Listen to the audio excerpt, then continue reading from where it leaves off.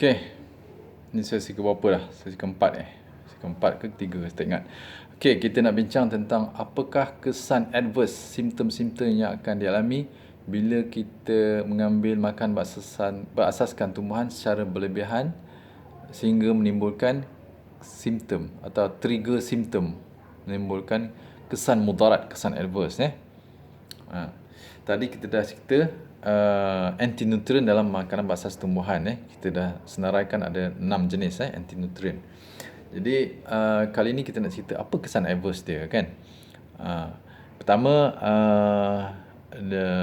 antinutrien ni dia menghalang penyerapan nutrien di dalam makanan. Menghalang penyerapan nutrien dalam makanan ke dalam darah kita. Jadi masuk perut, dia digest, tapi disebabkan antinutrien dia bind nutrien tersebut, protein ataupun mineral ataupun vitamin, dia bind, dia ikat, menyebabkan dia tak boleh diserap ke dalam darah. Okey. Ini satu kesan dia tidak boleh menyerap, antinutrien menyebabkan kita tak boleh serap nutrien dalam makanan, begitu. Yang kedua, boleh menyebabkan berat badan kita tak naik-naik lah. Makan banyak pun tak naik.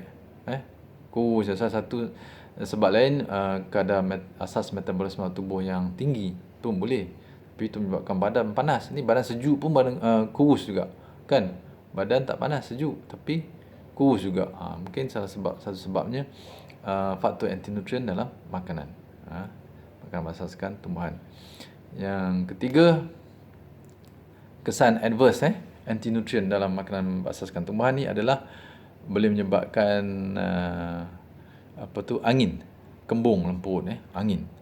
Sebab tu kita makan kacang-kacang kan, kacang hijau, buat bubur kacang hijau kan, kacang kuda, apa lagi, soya, kebanyakan kacang lah, kacang tanah kan, kacang kuda sekalipun kebanyakan kacang-kacang lah akan menyebabkan angin sebab dia ada antinutrien ni. Alright, sebab makanan kita tak hadam kan. Menyebabkan angin, kembung. Yang keempat, boleh menyebabkan abdominal pain, sakit perut, cramp, abdominal cramp, sakit yang cramping, perik tegang perut kita kan. Itu mungkin sebabkan angin lah yang berkumpul dalam badan, dalam perut kita. Yang kelima, antinutrien ni juga boleh menyebabkan tadi anemia, kekurangan darah, darah merah, anemia, dan mungkin juga kekurangan hemoglobin. Kita makanlah, doktor bagi pil vitamin B, pil iron kan, tapi tak naik sikit je, tak boleh jadi ke tahap normal. Kita punya sel darah merah dan hemoglobin. Mungkin juga faktor antinutrien jadi perlu dipertimbangkan, perlu diperhatikan lah. So sebab tadi dia menghalang penyerapan iron dan protein kan. Anemia, lemah badan, chronic fatigue syndrome kan. Lepas tu boleh menyebabkan loya, boleh menyebabkan nausea, loya. Sebab tu kalau kita makan hari-hari, makan berlebihan makanan berasaskan tumbuhan tertentu kan, kita rasa loya. Bahkan herba pun gitu. Kita tak boleh makan hari-hari, overdose pun tak boleh, hari-hari kalau ikut dos, hari-hari pun tak boleh. Dia boleh menyebabkan loya sebab dia upset atau menjejaskan sistem pencernaan perut dan usus kita. Dia boleh begitu sebab ada bahan antinutrien dalam makanan berasaskan tumbuhan. Termasuk juga herba lah, herba pun tumbuhan juga. Begitu. Loya, kemungkinan boleh muntah, setengah orang boleh muntah. Kalau orang sensitif, dia boleh menyebabkan jadi melayang, dizziness, ataupun dizziness atau kepala pening, melayang. Itu ada orang makan dizzy je kan, rupanya makan herba, hari-hari makan herba, suplemen hari-hari, jadi dizzy. Ataupun makan sayur-sayur kan, saya dah sebut sebelum ni kan tentang makan mengambil sayur hijau berlebihan kan, tak boleh kan. Ni salah satu sebab ni boleh menyebabkan jadi lawyer, pening dizzy, melayang. Vertigo tu teruklah pusing kan. Lepas tu boleh menyebabkan hypoglycemia, gula darah turun.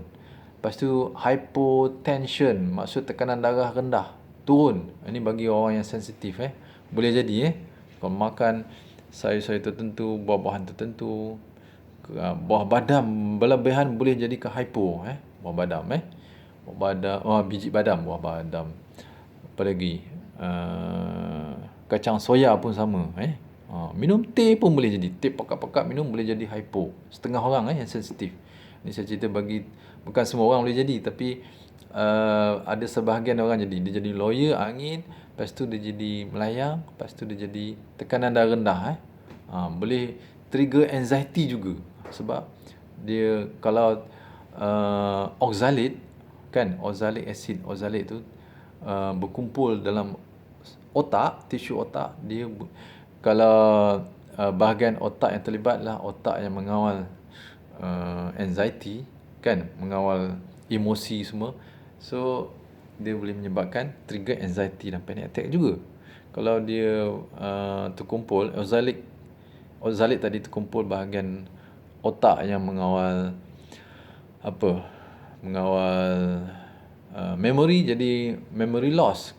Jadi daya ingatan jadi kurang, lemah Kalau bahagian oxalate tu berkumpul di bahagian otak, tisu otak yang mengawal otot, mungkin menyebabkan otot kita kurang berfungsi atau kekejangan, boleh juga kan. So oxalate berkumpul dalam sel, tisu, organ tubuh kita boleh menyebabkan kerosakan sel tersebut.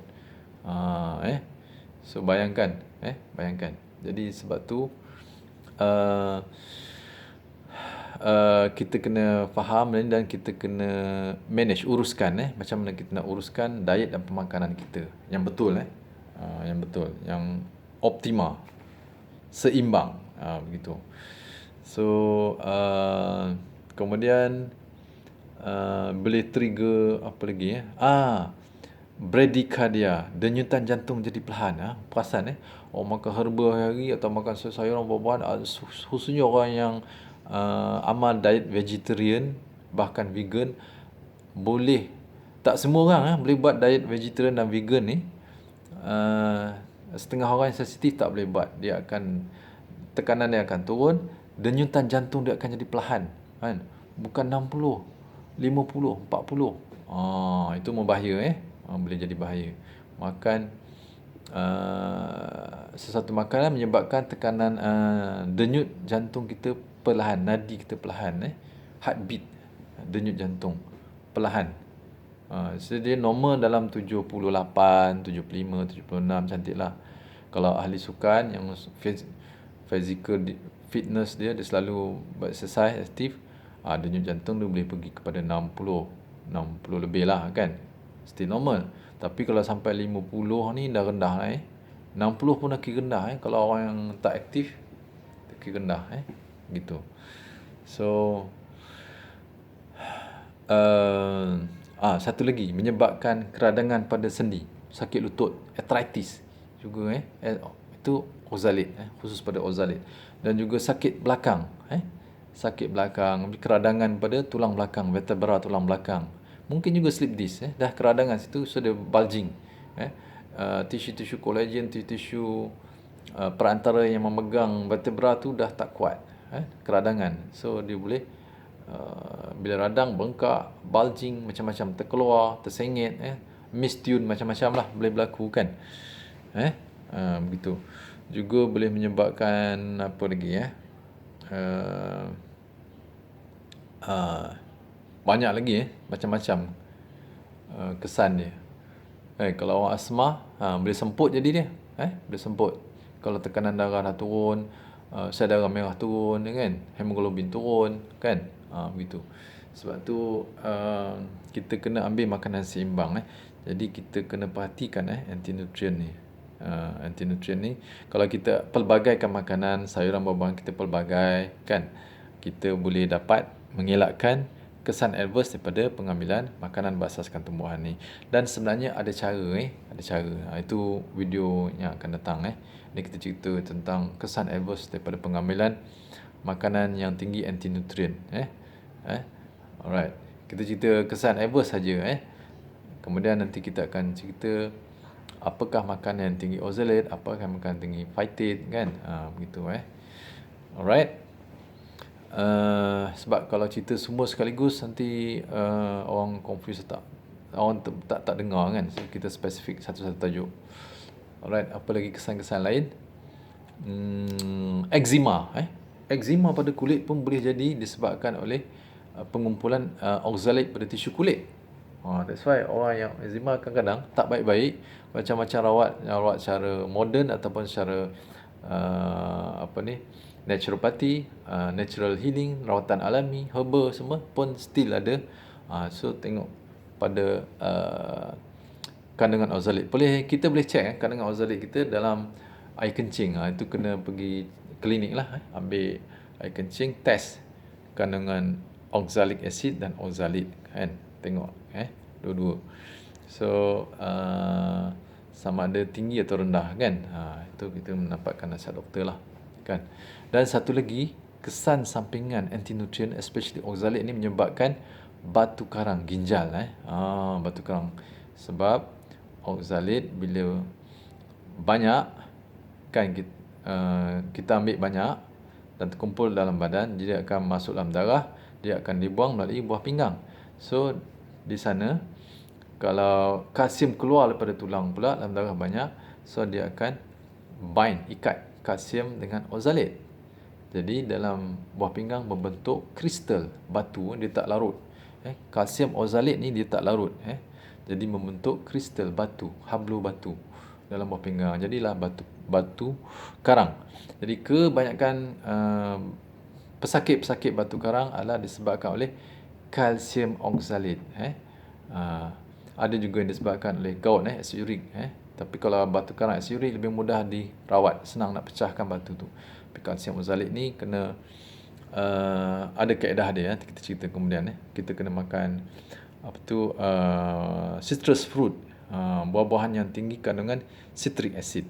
Bukan citric acid yang sintetik citric acid daripada buah-buahan alami, buah citrus, orange, lemon, limau nipis, limau kasturi kan. Apa lagi buah-buah citrus yang ada kandungan citrus acid.